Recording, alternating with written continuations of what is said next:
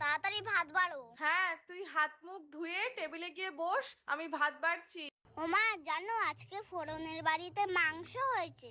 এই তো, আমিও দেখ তোর জন্য কত কিছু রান্না করেছি।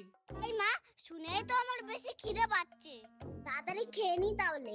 এই মা, এগুলো আবার কি? ওমা, এইটা কি গো? এটা সজনে পাতা ভাজা। ওমা, এটা কি ভাজা? এটা সজনে ফুলের বড়া। ওমা, এই ছোট বাটিতে আবার কি? এটা হলো সজনের ডাঁটা।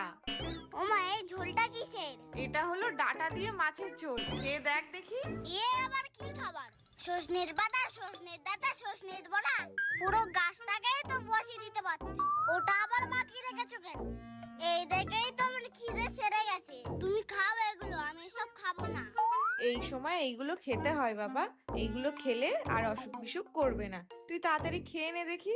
ও আমার সজনি গো, তোকে এখন আমার খেতে হবে। ফোড়নটা কিনা মাংসের হাত চিবাচ্ছে, আর আমি ডেটা। এই দেখো, অফিস থেকে ফেরার সময় ভালো ডাটা পেলাম, তাই একটু নিয়ে এলাম। কাল একটু ডাটা পোস্ত করে তো ভালো করে।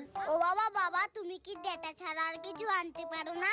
ডাটা তো সারা বছর পাওয়া যায় না বাবা, ডাটা তো এখনই পাওয়া যায়, তাই এখন একটু ডাটা খেতে হয়। ও বাবানের মা, বাবানের মা, এই দেখো কি এনেছি তোমাদের জন্য। কই, কি এনেছো দেখি? এই তো বাবান সোনা, তোমার জন্য আমাদের বাড়ির গাছের কচি সজনের ডাঁটা এনেছি। আবার সেই সজনে? আমি এই বাড়ি ছেড়েই চলে যাব। কেন বাবান, কি হয়েছে? তুমি আর কিছু আনতে পারোনি? সজনে সজনে সজনে, তোমাদের ডাটা তুমি বাড়ি নিয়ে যাও।